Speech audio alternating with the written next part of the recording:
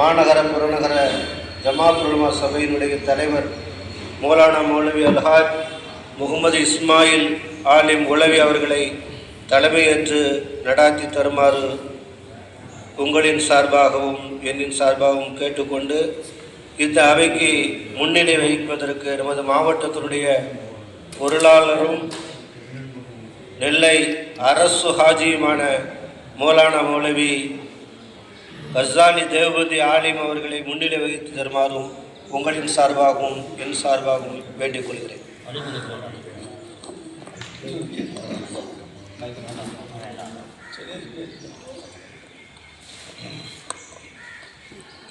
அஸ்ஸலாமு அலைக்கும் வரஹ்மத்துல்லாஹி தஆலா வபரகாத்துஹு. கூட்டத்தின் துவக்கமாக நமது சுத்தமல்லி மக்கா நகரனுடைய இமாம் மௌலானா மௌலவி சாதிக் அமீன் ஹஜரத் அவர்கள் கிராத்தோதி துவக்கிப்பார். உலமா பெருமக்களே, நெல்லை மாநகர புறநகர ஜமாத் உலமா சபையினுடைய அங்கத்தினர்களே, உறுப்பினர்களே, அல்லாஹ்வுடைய கிருபையினால் இன்றைய தினம் நமது மாநகர ஜமாத் உலமா சபையினுடைய அஸ்ஸலாமு அலைக்கும் வரஹ்மத்துல்லாஹி வபரகாத்துஹு. வலைக்கும் சலாம். நெல்லை மாநகர புறநகர ஜமாத் உலமா சபையினுடைய உலமா பெருமக்களே, தலைமையேற்று நடத்தி கொண்டிருக்கக்கூடிய தலைவர் இஸ்மாயில் ஹஜரத் அவர்களே, பொருளாளர் அவர்களே, நெல்லை மாவட்ட ஜமாத் உலமா சபையினுடைய பொருளாளர் டவுன் காஜி ஹஜாரி ஹஜரத் அவர்களே மற்றும் இந்த கூட்டத்திற்கு வருகை தரக்கூடிய அனைவரையும் நமது நெல்லை மாநகர புறநகர ஜமாத் உலமா சபை சார்பாக வருகின்ற அன்போடு வரவேற்றுக் கொள்கின்றேன். அல்லாஹ்வுடைய கிருபையை கொண்டு இன்றைய தினம் கரிக்காத்தொப்பு ஜும்மா பள்ளி வாசலில் வைத்து நம்ம நெல்லை மாநகர புறநகர ஜமாத் உலமா சபையினுடைய செயற்குழு கூட்டம் சிறப்பான முறையில் நடைபெற்று கொண்டிருக்கிறது. மனுஷரத்தில் ஒரு யதார்த்தமாக தான் கேட்டேன், உங்கள் பள்ளியில் ஜமாத் உலமாவுடைய செயற்குழு கூட்டம் போட்டுருமான்னு. அவங்க உடனே சரின்ட்டாங்க, அல்ஹம்துலில்லாஹ். ஏன்னா இந்த பக்கமும் நம்ம அதிகமாக போடலை, அதனால் கொஞ்சம் தூரம் இருந்தாலும் பிரச்சனை இல்லை, ஒவ்வொரு இடமும் போடணுங்கிற ஒரு நோக்கத்தில் நம்ம கரிக்காத்தோப்பு இன்ஷா அல்லாஹ் போட்டிருக்கோம், அல்ஹம்துலில்லாஹ். அதுவும் நம்ம இன்றைக்கி பார்த்து கரண்டு கட்டு முன்னாடி தெரிஞ்சிருந்தால் அதுக்கு தகுந்த மாதிரி நம்ம பண்ணிருப்போம். ஈபிக்கு நமக்கு ரொம்ப தொடர்பு கிடையாது, ரொம்ப தூரத்தில் நம்மலாம் இருக்கோம். நாம் திடீர்னு வந்ததுனால அதிர்த்து கூட ரொம்ப வருத்தப்பட்டா, என்னடா கரண்டு வேறு கட்டாகிட்டு இந்த நேரத்தை பார்த்து கூட்டமெல்லாம் வச்சுருக்கோம் அப்படின்ட்டு. இருந்தால் அல்லாஹ் தஆலா ஒரு குளுமையான ஒரு சூழ்நிலை உருவாக்கினான்.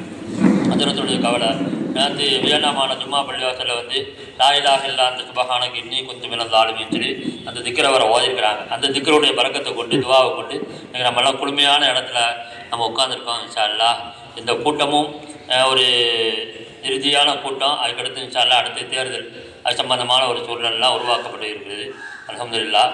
இப்பொழுது நாம் இந்த கூட்டத்தில் நாம் முடிவு செய்ய வேண்டிய விஷயங்கள், ஆலோசிக்க வேண்டிய விஷயங்கள் என்ன அப்படின்னா, ரபீஉல் அவ்வல் தொடர் பயான் சம்பந்தமாக எங்கெங்கே போடுறது, எந்த பள்ளிவாசல் அப்படிங்கிறத, யார் யார் பயான் செய்ய போகிறதுங்கிறதுலாம் இது சம்பந்தமாகவும் இன்ஷா அல்லாஹ் நாம் பேச வேண்டியிருக்கிறது.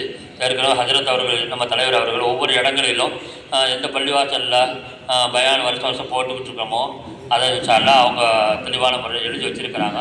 அதையும் உங்களுக்கு என்ன செய்வாங்க சொல்லுவாங்க. அதுக்கடுத்து ஒரே இடத்துல 20 வருடங்களாக பணியாற்றி கொண்டிருக்கக்கூடிய ஆலிம்களுக்கு நம்ம விருது வழங்கும் விழா, அதாவது அது சம்பந்தமாக நம்ம என்ன செஞ்சுக்கொள்ளலாம் அப்படிங்கிறத உங்களுடைய கருத்துக்களை சொல்லுங்கள். நாம் என்ன செய்கிறது அது சம்மந்தமாக தலைவர் அவர்கள் கொஞ்சம் விரிவாக சொல்லுவாங்க, விளக்கமாக சொல்லுவாங்க. அது சம்மந்தமாக நம்ம ஆலோசிக்கப்பட வேண்டியிருக்கிறது. அதுக்கடுத்து ரபியுல் ஆஹிரில் நம்ம நெல்லை மாநகர புறநகர ஜமாத் உலமா சபையினுடைய தேர்தல் நடக்க இருக்கிறது. இந்த தேர்தலையும் அது பணிக்குழுகள், விழாக்குழு, அந்த பணிக்குழு, அதுக்கடுத்து யார் யார் அந்த கமிட்டியில் இருக்கணும் அப்படியே அது சம்பந்தமாகவும் இன்ஷா அல்லாஹ் நம்ம பேசணும். தேர்தல் அதிகாரிகள் அதுக்கு நியமனம் செய்ய வேண்டியிருக்கிறது. அந்த தேர்தல் அதிகாரி தான் எல்லாமே கொண்டு வரணும். அந்த தேர்தல் அதிகாரிகள் என்ன செய்ய முடியாது, அவங்க என்ன செய்ய போட்டியில் நிற்க முடியாது, வேட்பாளராக நிற்க முடியாது.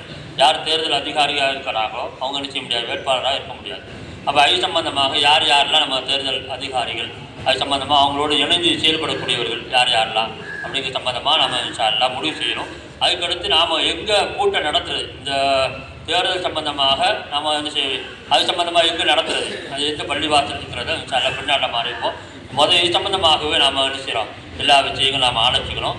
அதனால் நீங்கள் கருத்துக்கள் தாராளமாக சொல்லலாம். அவங்க சொல்லிட்டாங்க இவங்க சொல்லிட்டாங்க, நம்ம அமைதியாக இருக்க வேண்டாம். எல்லாத்துக்கும் அந்த உரிமைகள் இருக்கிறது. அதனால் நீங்கள் என்ன செய்யணும்னா உங்களுடைய கருத்துக்கள் தாராளமாக சொல்லுங்கள்.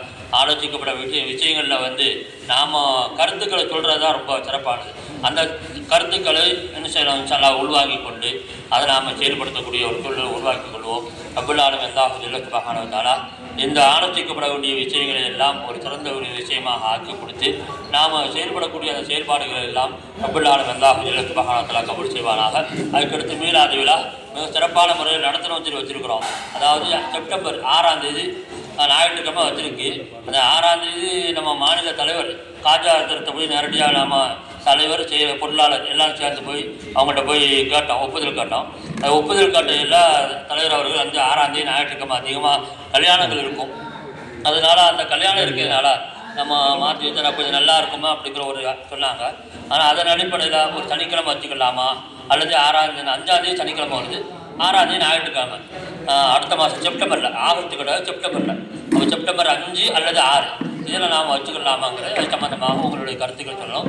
பேட்டையில் எம்எல்பி சென்னை தெருவில் எல்லாம் அந்த பெரிய பள்ளிவாசல் அருகே இருக்கக்கூடிய பெரிய ஒரு இடம் ஏற்கனவே அங்கே தான் நம்ம போனதில் நம்ம சிறப்பான முறையில் எல்லா வேலைகள்லாம் பார்த்து வெளியில் சிறப்பாக நம்ம மீளாதுலா நடத்தணும்னு நினச்சோம். அது மழையின் காரணத்தினால உள்ள நம்ம பள்ளிவாசல் உள்ளுக்கு நடத்த வேண்டிய ஒரு சூழல் உருவாகிவிட்டு அப்போவும் மாநில தலைவர் தான் அவங்க வந்தாங்க. அதே போல் இப்போது மாநில தலைவர் அவர் நம்ம கூப்பிடுற நோக்கம் மீளாது விழாவில் அதாவது 20 வருடங்களுக்கு மேலே அவங்க திருப்பி அதாவது வேலைக்கு பார்த்துருப்பாங்க, பணியாற்றிருப்பாங்க, அவங்களுக்கு நாம் என்ன செய்கிறோம் விருது கொடுக்கணும் அப்படிங்கிறத ஒரு முடிவு பண்ணியிருக்கு. அதனால அதையும் போட்டு நம்ம தளத்தில் ஏற்கனவே போட்டிருக்கோம். யார் யார் விருது அதாவது இப்போ 20 வருடங்களுக்கு மேலாக பணியாற்றிருக்கிறாங்களோ அவங்க என்ன செய்யுங்க உங்களுடைய முகவரியை அட்ரஸை கொடுங்க அப்படின்னு சொல்லியிருக்கோம். அப்பவும் அந்த மாதிரி நம்ம இருந்துகிட்டு இருக்கோம். ஏன்னா ஒரு விஷயத்தை சொல்லணும்னா அந்த விஷயத்தில் உங்களுக்கு பிடிச்சி நான் பொதுவாக எல்லாத்தையும் நம்ம உங்களுக்கு எல்லாம் சேர்த்தா சொல்கிறோம். அந்த விஷயத்தில் எல்லாருமே நம்ம என்ன செய்ய ஒற்றுமையாக கொடுக்குறது கிடையாது. ஒரு உறுதினாச்சு ஒத்துழைப்பு கொடுக்கணும். அது தொழிலாச்சு நம்ம என்ன செய்வோம், நம்ம அட்ரஸ்தானே கேட்குறோம். அந்த அட்ரஸை கொடுக்கறதுக்கு ரொம்ப யோசிக்கிறாங்க, திரும்ப கேட்க வேண்டியிருக்கு. எல்லா தொழிலும் அப்படி தான் இருந்துகிட்டு இருக்கு. அதனால் இப்போ பாருங்கள் நம்ம கொடுத்துருக்குறோம் 20 வருடங்களுக்கு மேலே பணியாற்றிருக்கோம். நாம் லிஸ்ட் எடுத்ததில் 11 பேர் இருக்கிறாங்க. 13 பேர் 13 பேர் இருக்கிறாங்க. இந்த 13 பேரில் 4 பேர் தான் கொடுத்துருக்குறாங்க. அடியஜத்து 1, கோதரஜத்து 1, அதே போல் இன்னும் 2 பேர் கொடுத்துருக்குறாங்க. தெற்குப்பட்டு கபீரஜத்து முதல் தெற்குப்பட்டு கபீரஜத்து தான் கொடுத்தாங்க. அப்போது இந்த மாதிரி 4 பேர் தான் கொடுத்துருக்குறாங்க. அப்போ இன்னும் இருக்கிறாங்க 11 பேர்கிட்ட இருக்கிறாங்க. அப்போ அவங்கெல்லாம் ரொம்ப மந்தமாக இருந்துட்டு இருக்கிறாங்க. அது நம்ம அட்ரஸ் தான் கேட்குறோம், முகவரி தான் கேட்குறோம். இன்ஷா அல்லாஹ் அந்த முகவரிகளை நீங்கள் தந்துட்டுக்குன்னு சொல்லலாம், அது ஒரு பிரயோஜனமாக இருக்கும். அதுக்கடுத்து நம்ம என்ன செய்யலாங்கிறத நாம் ஆலோசிக்கணும். அதுக்கு நீங்கள் எல்லாம் உறுதுணையாகவும் ஒத்துழைப்பு கொடுக்கும்படி அன்போடு கேட்டுக்கொள்கிறீர்கள். மீதி விஷயங்களை தலைவர் அவர்களை போல சொல்வார்கள்.